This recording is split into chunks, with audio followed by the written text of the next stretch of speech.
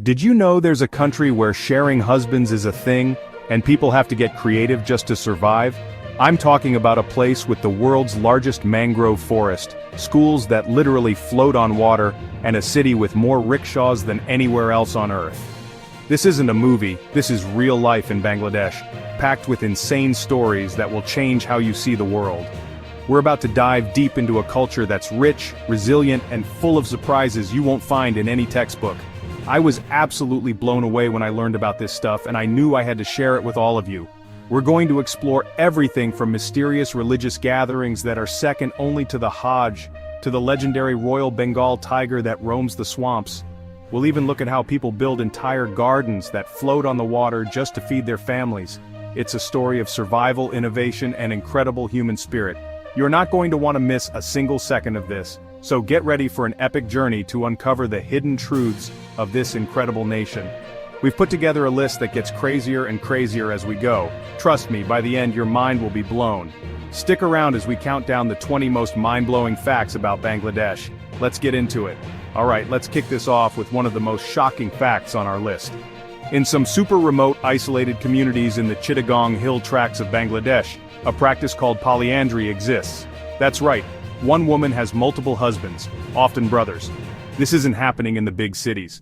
This rare tradition exists within certain ethnic groups like the Mandi tribe and is deeply rooted in history and economic survival. The main reason is to keep family land from being divided. If a group of brothers all marry the same woman, their children are heirs to the entire family's estate. That prevents land being split into tiny, unsustainable plots. It's a practical survival strategy passed down for centuries. But the tradition is fading fast. Communities are getting connected through education and media. Younger generations are moving toward conventional monogamy. Imagine this. It's the monsoon season. Your entire village is underwater. How do you get to school? Well, in Bangladesh you don't. The school comes to you. Monsoon can last for months. Massive floods can submerge up to 2/3 of the country, making travel to school impossible. Millions of children used to miss months of school. Then Shidulai Swanirvar Sangsta had a genius idea. If kids can't get to school, bring the school to the kids on boats. They created a fleet of school boats, classrooms, libraries, solar-powered laptops with internet access. Boats travel along the rivers. They pick up students directly from flooded homes, waterside villages. Classes happen right on the boat. Over 100,000 children can continue their education. An unbelievable example of human ingenuity and resilience, more than classrooms, lifelines of hope.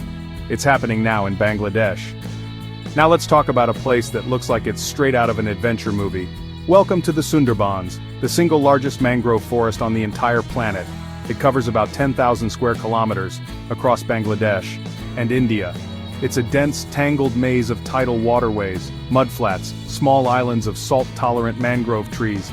The name Sundarban means beautiful forest in Bengali, and it lives up to it. But it's also one of the wildest, most dangerous places on Earth. It's a UNESCO World Heritage Site, a critical barrier that protects millions of coastal people from cyclones and tsunamis. The thick network of roots and trees acts like a natural shield, absorbing storm surges. Without the Sundarbans, destruction from natural disasters would be unimaginably worse. It's literally a living wall that saves lives every year. The most famous resident, the Royal Bengal tiger, one of the last strongholds for these majestic predators.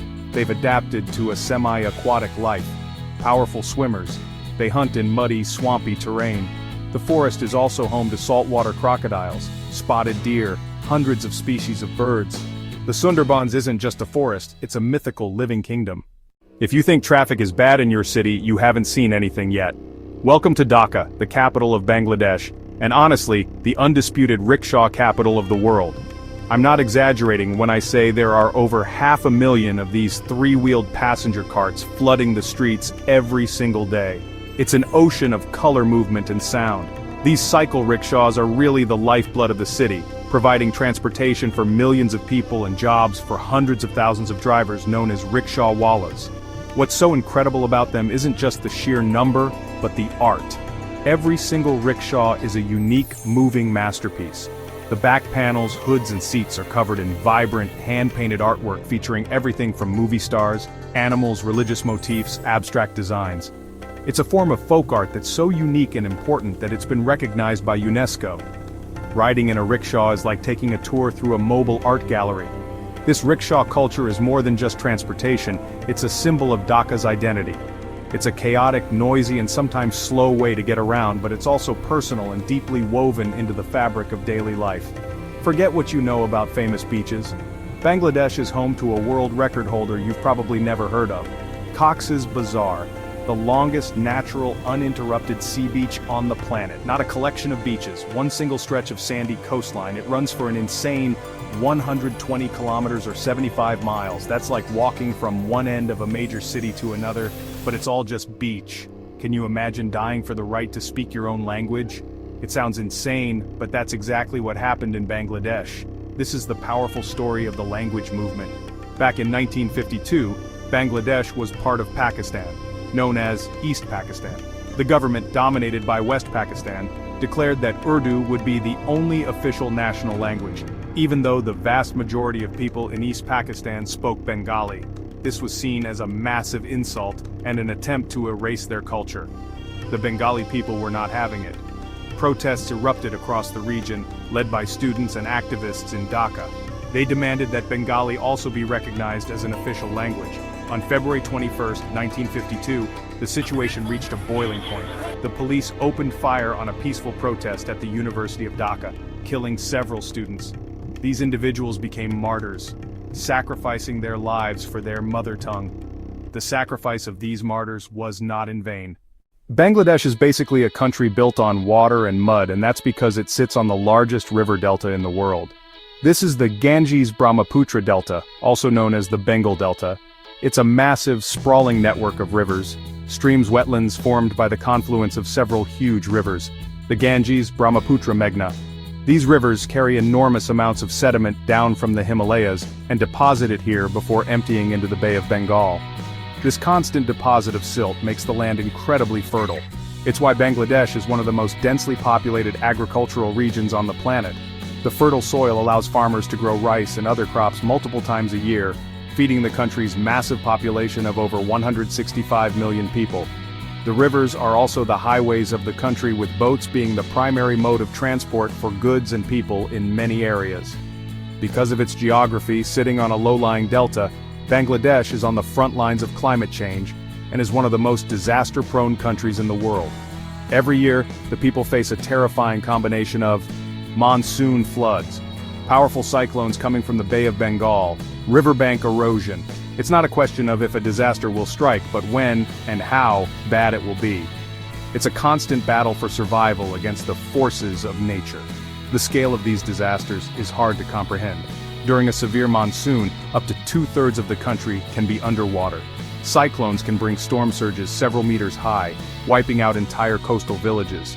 We're talking about millions of people being displaced from their homes, losing their crops, losing their livestock, and sometimes their lives.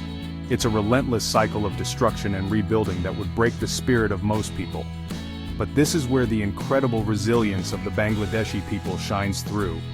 They have become masters of adaptation.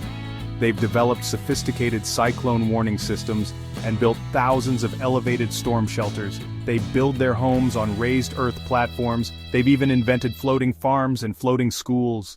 Instead of being defeated by nature, they have learned to live with it, innovate, and find ways to survive against all odds. Let's step back in time and explore a place shrouded in history mystery, a tragic love story. This is Lal Bagh Fort, an incomplete 17th century Mughal fort complex in the heart of Old Dhaka. It was commissioned by a Mughal prince who was the son of the emperor who built the Taj Mahal.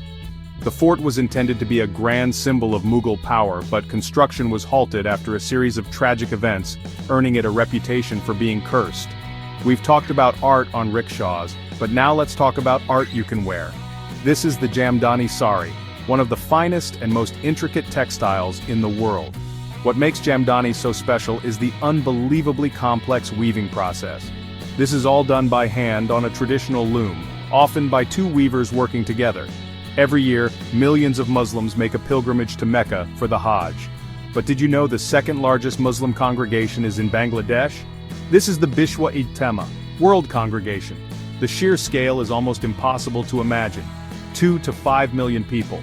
packed into a massive open-air site, an ocean of humanity as far as the eye can see.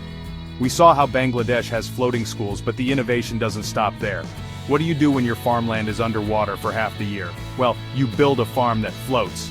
This is honestly another mind-blowing example of Bangladeshi ingenuity. Here's how it works. Farmers create large, buoyant rafts out of water hyacinth. They layer these rafts with silt and cow dung to create a fertile bed. On these floating platforms, they plant seeds for vegetables like okra, cucumbers, gourds, spinach.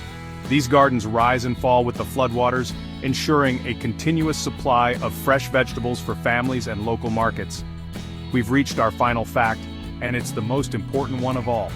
After hearing about the floods, the cyclones, the poverty, the political turmoil, and the constant struggle for survival, the single most mind-blowing fact about Bangladesh is the unbelievable resilience of its people. This is a nation that has been knocked down time and time again by forces that would have crushed other societies, yet they always get back up. They don't just survive, they innovate and hope. This resilience isn't just a vague concept, we've seen concrete examples of it throughout this video. The story of Bangladesh is the ultimate underdog story. It's a country that is constantly innovating, adapting, and striving for a better future against incredible odds. They are living proof that the strength of a nation lies not in its wealth or power, but in the hearts of its people. That, more than anything else, is the most inspiring fact about Bangladesh.